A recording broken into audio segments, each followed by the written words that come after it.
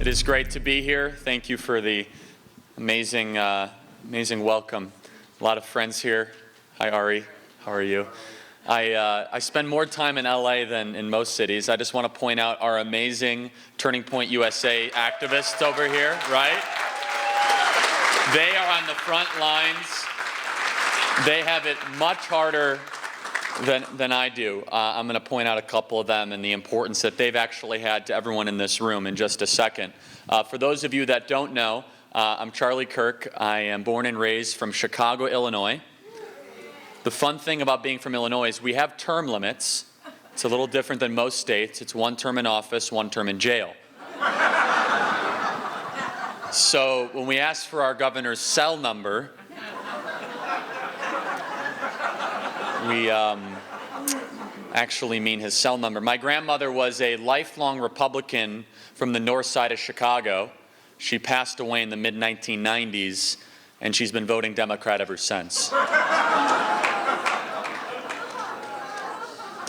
So you might wonder how a kid from Chicago got involved in all this. When I was 18 years old, I started this organization. I convinced my parents to allow me 6 months off before entering college. It's been a long 6 months, as I like to say. It's been a 7-year journey that has been bigger and more successful and more wild than anything I could have ever possibly have imagined. Many of you were there at the beginning stages, and you remembered the original speeches that I would give here and at our friend David Horitz's events and just all across the country. And now this idea has grown into the nation's largest movement of its kind, now on 1,400 high school and college campuses across the country. And it's absolutely amazing. So at Turning Point USA, we fight for American exceptionalism, free speech, the Constitution, things that should not be wildly controversial issues on college campuses. And so I have limited time here, so I want to talk about a couple really, really big things that are happening in the country. I want to talk about social media censorship because I think this is the big issue that is not getting enough attention. I also want to talk about a little bit about 2020, but first I want to start on this is kind of the main thesis that we have at Turning Point USA, which is whatever happens on college campuses will soon happen in the halls of Congress. That college campuses are the most important cultural institution where conservatives have refused to fight over the last 50 years. There are 4 big ways that culture is shaped, the first of which is family. Family is the oldest and most proven institution in human history, and it is under assault every day by the left. Now, mind you, in the 4 big ways that culture is shaped, the left has dominated, if not monopolized, all 4 of them. The first, family. Boy, the left has done a great job of destroying the nuclear family, haven't they? Through the Great Society Act, which has destroyed the black family in this country. Through the modernization of pop culture, which has sold the lie to young women that they don't need to get married and have kids. To people that you've seen time and time again, this idea that you could do it without the family, when in reality it's the family that has kept civilizations and cultures together more so than anything else. The second way that culture is formed are community groups, churches, synagogues, or religious institutions. Now this is recent, but the left is taking over our religious institutions rapidly. So I grew up in a Presbyterian church. I had to leave the Presbyterian church because it was much more about leftist doctrine wrapped around in Christian theology than Christian theology maybe commenting on current events. And all of a sudden you see this in the Pope, where he's much more concerned about climate change than people's eternal passage to the afterlife. I mean, how screwed up is that? And I hear stories about the same thing in synagogues and in with left-wing reform, sorry for all the bumping there, left-wing reform rabbis that care much more about talking about the pillars of the progressive agenda than actually teaching the Torah. And so the left is taking over our religious institutions, and it's happening rapidly. The third way that culture is formed is through information gathering sources, both consciously and subconsciously. So first of which is the media. And we know how biased the media is. I truly believe the president is correct when he says the media is the enemy of the American people. I truly believe this. 44% of Americans still wake up every single day and they believe that Trump colluded with the Russian government. 44% of America is not that stupid. They actually aren't. They've been programmed by Machiavellian overlords that want to control a certain portion of the American population.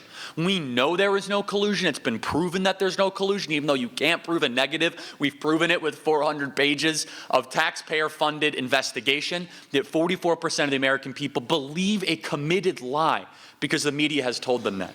I could spend my entire time here talking about the media, but the second of which, and Bill Whittle talked about this so beautifully and so effectively, which is the way that we teach our values is basically through stories. Show me a civilization or a culture's stories, I will show you their values.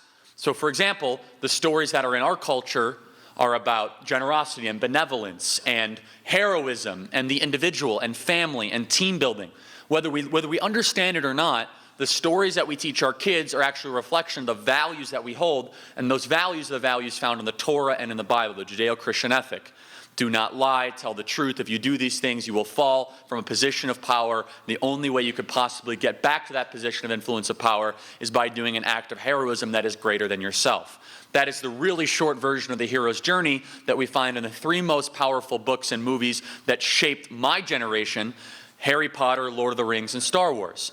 It's all the exact same story, by the way. Those three movies are exactly the same. You had an orphan that was raised by their uncle in both Lord of the Rings, Harry Potter, and Star Wars, that grew up in a place of absolute innocence and vulnerability, literally under a staircase, in the Shire, on the planet Tatooine. They went away from that place of comfort and safety in a passage of a journey to some form of character development process, whether it be going to Hogwarts, or whether it be going on the Millennium Falcon, or whether it be going in a group of fellow hobbits to try to save the world. Then they create a team. What is that team that they form? Well, that team needs to be a reflection of the best and worst parts of humanity, some of the uncontrollable parts, that even kind of the wild Han Solo, or the uncontrollable Pippin the Hobbit, or the forgetting Ron from Harry Potter. All these character archetypes are reflected in the stories. And finally, there is a confrontation of evil, where the evil gets confronted head on. And usually this is where the individual realizes the greatest evil is not external, but is internal. In Harry Potter, we realize that it is actually inside yourself. It's the greatest thing you have to overcome. In Star Wars, in the final episode, it's the temptation to go to the dark side. It's the greatest evil you have to overcome. And in Lord of the Rings, the final scene when Frodo has to destroy the ring, it's the temptation to take the ring itself. This is the story of Western civilization, that if you want to change the world, you have to change yourself, that the individual matters much more than some sort of collective protest organizing against City Hall. Right? It is the individual that matters the most. This is the story of the Judeo-Christian ethic. Now, these are conservative stories, and Bill Whittle talks about this so effectively. Those three stories formed our generation. We know those stories backwards and forwards. We read the books growing up. What's the modern day equivalent now of Harry Potter? Well, Harry Potter grows up, and he's told by his teachers he might be a woman.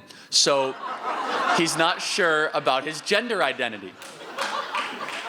He gets a letter from Hogwarts and gives it to the local police because it might be too big of an act of rebellion against the state. So they eliminate the letter. Later in his high school career, he gets really into drugs, loses all motivation, graduates as a non-identity binary individual, starts a local socialist chapter, and kind of gets into this malaise in a protest against the ruling class. The end. That's Harry Potter in the leftist era. That's a boring story. Like that's essentially what they're selling us. These are their values. Our values are that of overcoming obstacles, the individual being improved. Anyway, that's the third way that culture is determined. The fourth way culture is shaped. I would argue it's really hard to say one is more important than the other, because what could be more important than the family? What could be more important than the church? And what could be more important than news gathering? But I'm going to make the argument that this fourth one is the most important now. It might not have been the most important 20 years ago. It might not have been the most important 50 years ago. Academia, higher education, high schools, and the way that we teach young people values, worldview, politics, ethics, and history. I believe is the most important cultural fight today. I believe that that is the most important cultural fight today. This is the fourth way that culture is shaped, is through higher education, is through academia. And it starts even younger than high school. It starts in elementary school. The basic indoctrination happens as soon as students can talk. And so I'm trying to start Turning Point Elementary School. I'm half kidding, by the way, half kidding. But our focus is on high school and colleges. This is so important. Now, I'm going to prove this to you. Out of the four major core cultural institutions that I've mentioned, which one of those four had probably the greatest impact on Alexandria Ocasio-Cortez? College campuses, without a doubt. She was a non-political person before she went to college. She couldn't care less. Which one of those four institutions had the greatest impact on Ilhan Omar? College campuses. She was a non-political person before she went to college. I could go time and time again. Hillary Clinton was a Goldwater girl before she went to Wellesley, and she left a Saul Alinsky radical. Barack Obama was apolitical before he went to Harvard and left as a Saul Alinsky radical. I could go example after example after example. It is college campuses that are institutionalized radicalization camps that teach students activism over academic excellence, that teaches students to be angry, not thankful that they live in America. College campuses are nothing more than making students more angry and less intelligent by the time they graduate. They don't know why they're angry, but they sure are. Injustice, inequality, these very big words that they don't understand the slightest piece of what they actually mean. Well, I'm oppressed because I live in America. Really? Tell me why you're oppressed. Well, because I'm a black woman. Interesting. That you're trying to tell me just because of your skin color, because of your existence, you live in America. These are the types of things that we hear. Tribalistic, faction-based identity politics, which I actually believe that will be near one of the, if America falls, it'll be because one of those horrible sins of identity politics, because that will be one of the death and destruction of our discourse as we know it today. So what we're doing at Turning Point USA, and in correlation with many other groups, is actually moving the ball forward in this fight. We are making a sizable and tangible difference. Starting our hundreds of groups, actually going on college campuses. I spoke at Stanford, UCLA, and UC Berkeley and lived to tell about it, okay? And I'm going to tell you UC Berkeley's story in a second, by the way. Now, Turning Point USA participated in conjunction with the Leadership Institute and a hero in this room into one of the most important and impactful higher education victories for conservatives, and for all Americans. It shouldn't even be conservatives, honestly. It's a win for all Americans in history. And so let me go back in time to a very sunny day in February in Berkeley, California, where our Turning Point USA chapter was tabling on a sunny day with none other than a patriot by the name of Hayden Williams, who works, a great kid.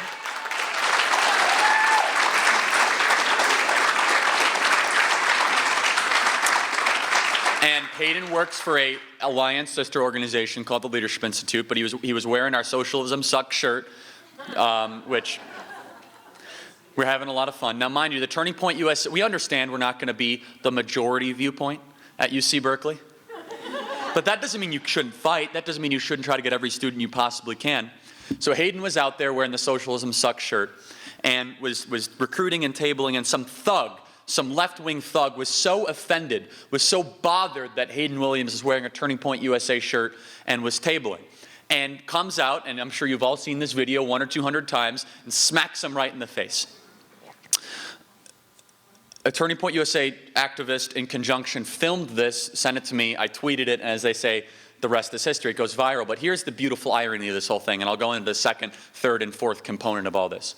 So Hayden took a punch for all of us and took it beautifully. If I would have got punched in the face like that, 2 people would have been going to the hospital, okay? Let me just say that. I mean, I would not have had the same restraint that you did. But what happened in a beautiful Berkeley irony, in a way that only Berkeley could do this. Only Berkeley could deliver us the gift of the greatest free speech win in American higher education history by accident. Only Berkeley could do this. So then the thug punches Hayden in the face. And the police completely and totally ignore it. No, the police try to sweep it under the rug. So what does that do? Of course, we punch back, no pun intended, twice as hard. We say, manhunt for Berkeley thug, right? So it gives us weeks of free airtime, right? So we're going on Fox, Hayden's going on Fox, I'm going on Fox, the dog catcher's going on Fox, like everyone's going on Fox, right?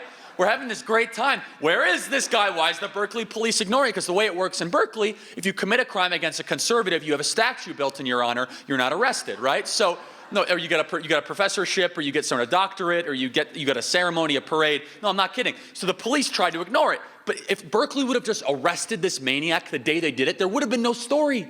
There would have been no story. There would have been nothing. They actually would have done their job. So we go on Fox. Well, somebody watches a lot of Fox. Like, a lot of Fox.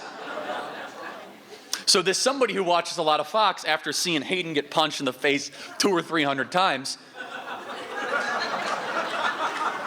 Right in the face, right? No, seriously. It's on every show. Like, how many times? Sean Hannity, like every other. It's like, great. No, it was brilliant. And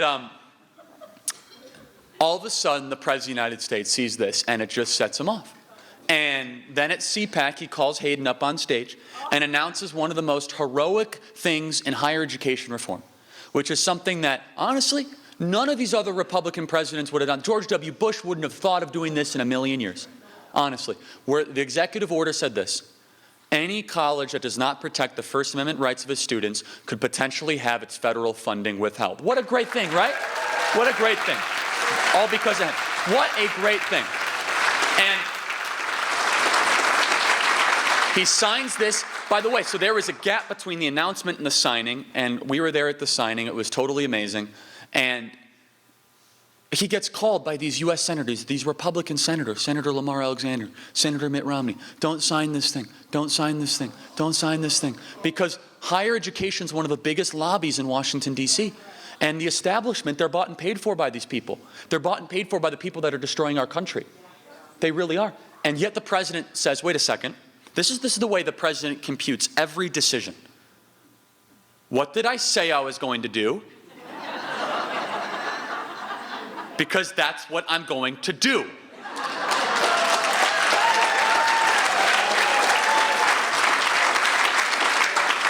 It is the most simple process of making a decision in the history of the U.S. presidency. In fact, the elites and lobbyists don't understand this. So when it came to the embassy, they said, well, there's a way to get around it. There might be war. And he said, I said it. So I'm going to do it. And he has done this on every single issue. And D.C. does not know how to compute with this. And so I hear all the time, Charlie, he's the most immoral president ever. Hold on a second. He is the most moral president because finally we have a president who asked the question, what did I say I'm going to do? And my actions have to reflect the promises of people that actually put here. That's morality, folks, isn't it? That's ethics. That's doing what you say you're going to do. Anyway, so he signs the executive order. And Hayden Williams right there took a punch for all of us, our Turning Point USA group. Now it's in action. It's actually an executive order. I kid you not. You can look up this video on my Instagram. Within 3 hours, our Turning Point USA chapter leader at Calumet City College in Indiana, a small college, has been trying to get a Turning Point USA group started for years. And out of nowhere, hours after the executive order was signed, he gets an email from the president of the university saying, hey, can we talk about that Turning Point thing you want to bring to campus?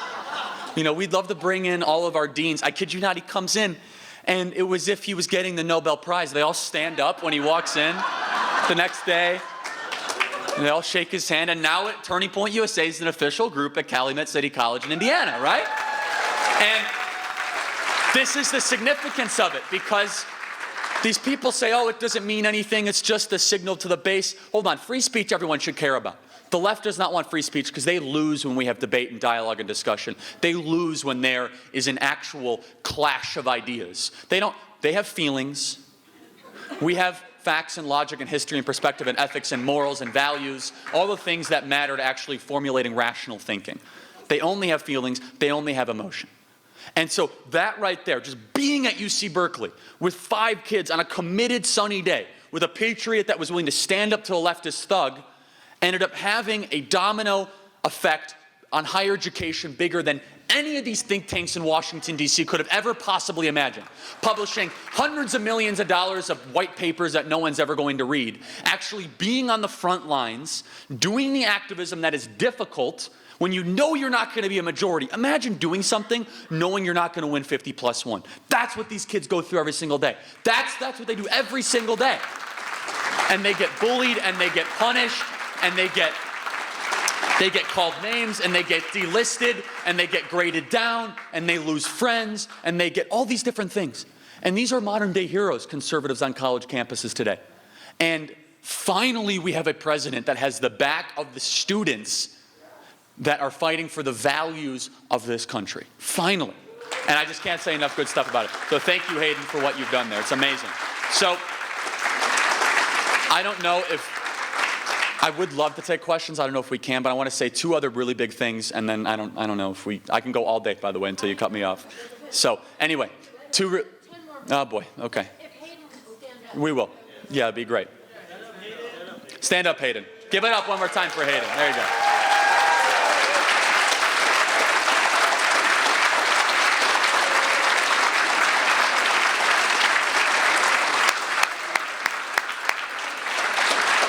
Now,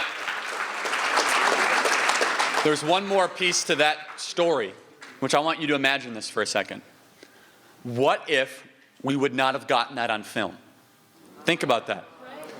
And at every one of our Turning Point USA events, right, we film our students, we tell our students to film everything, right? It is in the curriculum of our Turning Point USA training. And so we had multiple camera angles. Sorry, Aiden, with boom, boom, boom, right? It's just, we had it all over. Because our students are taught, and that is part of the training, part of the events. So those of you that are contributors at Turning Point USA, that is the manifestation of all different of our programs, of the field program doing the event, doing the actual on-the-campus activities, to the training, to getting the students there to know how to film and how to engage in situations like this. Oh, I've been taught to do something, boom, there's the smartphone, filming right there. Get it to Charlie, tweet it out, and the rest is history. And one little thing like that, fighting in a place that is so intolerant and so left-wing, can really change everything. It's really amazing. So two things I want to touch on, and then we'll see until they kick me off. Number one is the social media censorship thing, okay? This is really, really serious stuff. And I've been talking a lot about this, and there are people that have been kicked off the social media platforms in the last couple of days that I don't agree with what they have to say. That doesn't mean they should be kicked off platforms. Just because you disagree with people does not mean they should be kicked off platforms. And this is a really tough issue because as a conservative, I want to say, well, government should not have a role in this, government should not do this. But at the same time, I say, wait a second, why are they able to do this? Why is this such an issue? Okay? It's not an issue because of what they're doing. It's somewhat like that. It's an issue because they're monopolies. And they've been unchecked monopolies for too long. So there's a law on the books. We might not agree with it, but it's still a law. You might agree with it or not, called the Sherman Antitrust Act.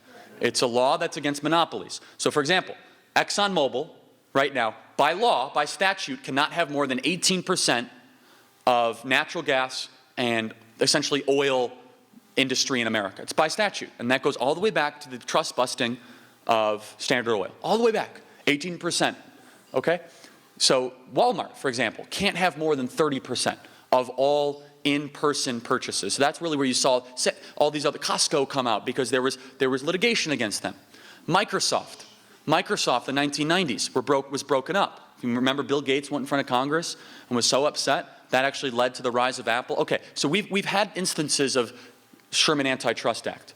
How is it that Google, that has 87% of search results, not a monopoly? How is that not a monopoly? It's a monopoly on something actually much more dangerous than even energy. It's a monopoly on information. It's a monopoly on behavior. They're arguably more important than most parts of the federal government. Google can manipulate civilizations, they can manipulate cultures, they can manipulate everything, elections, you name it. And yet you can't, somehow we're not allowed to touch them through the Sherman Antitrust Act. Again, I'm not arguing for more government, I'm arguing for equal application under the law. Now, mind you, if Google was owned by a bunch of conservatives, this would already be broken up and this would have been obliterated to the sky. How is Amazon not a monopoly where they have 51% of all e-commerce transactions online? 51%. How is that not a monopoly? So these are things that we have to really address because I'm telling you right now, they will not allow themselves to lose the 2020 election. They won't. The left. They won't. And it's already been proven in 2018. They've used Google to switch some of these races, where they changed in some of these congressional districts. People would say, where's my polling place? And if Google saw the Republican data, they would suggest the further one away. No, you can look it up. It's all out there. Google is mind manipulating people everywhere. We are blind without Google. People don't even understand how much. People say, oh, I don't use Google, Charlie. Well, do you use YouTube? Well, yeah. Well, it's owned by Google. So, and what they're doing now is a slow but methodical strategy to completely silence people that are like us, that are Christian, that are conservative, and are constitutionalists. And so there's a lot of different solutions. Here's one that I'd like to start with, is that any tech company that engages in this kind of censorship by executive order should not be allowed to get federal contracts. I think that would be a fair way to start, wouldn't it? No federal contracts. And why should our taxpayer dollars go towards the silencing of these tech companies? And by the way, I'm getting a lot of flack from conservatives for saying this sort of stuff. And I'll say, listen, they're going to shut us all up pretty soon. And I'm not a fan, obviously, of government. My whole thing is big government sucks, right? That's my whole thing. But I also understand how powerful these conduits of communication are. Okay, that's the social media thing. 2020, really, really interesting. Couple observations here that I want to make. As I mentioned to you, whatever happens on campus will soon happen in Congress. Whatever happens in campus, though, right now, is happening in the Democrat primary. So Joe Biden will not be the 2020 nominee. You could put it to the bank right now. He will not be the nominee. I'm telling you right now, he won't be. And I'm going to prove it to you. Because nothing he is saying has staying power with any of the other nominees. Nothing.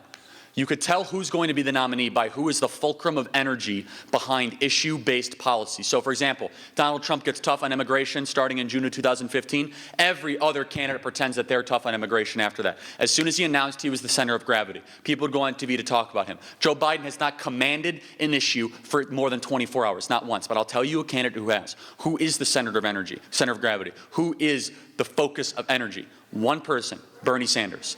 Bernie Sanders is the most powerful, most important person in the Democrat primary and in the Democrat Party. He's raising the most money, he has the most energy, he has the biggest crowds, most volunteers, most smaller dollar donors. And I'm going to prove it to you in one very specific example.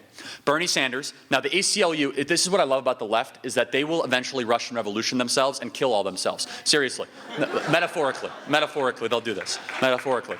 No, because the Russian Revolution was they stormed the castle, they overthrew the Tsars, then they had to kill all their friends because they realized ruling and revolution are two completely different things. The question of actually overthrowing and actually having to rule. So the ACLU, I don't know if you know this, you saw this article today, the ACLU is sending out trackers to go get Democrat people on the record running for president on the most radical issues. So for example, at the CNN town hall, this wildly, actually very good question that was asked to Senator Bernie Sanders, do you think the Boston bomber should be able to vote from prison? Was asked by an ACLU tracker. So thank you, far left-wing ACLU, for making Bernie Sanders go on the record. And so here's what's so important.